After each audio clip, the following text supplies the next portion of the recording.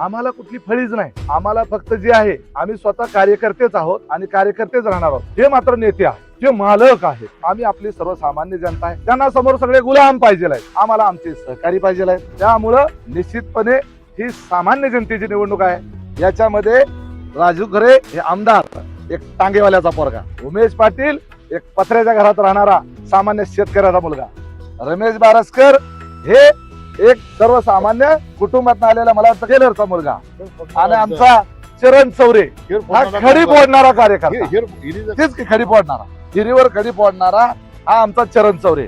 आमच्याकडं आमच्या उमेदवारामध्ये कुणी कारखान्याचा मालक नाही, त्यामुळं आमच्यामध्ये कुणीही काटा मारून पैसे घेऊन गबरगंड झालेला आणि हे पैसे निवडणुकीमध्ये मताला 5-5, 10-10 हजार वाटणारा असला कुणी आमच्याकडे नाही। आम्ही सर्वसामान्य कुटुंबातून आलेले सर्वसामान्य कार्यकर्ते आहोत आणि ही निवडणूक ही सामान्य जनतेची, सामान्य कार्यकर्त्याची निवडणूक आहे। त्यामुळे या निवडणुकीमध्ये पुन्हा एकदा धनशक्ती विरुद्ध जनशक्ती अशी लढाई होणार।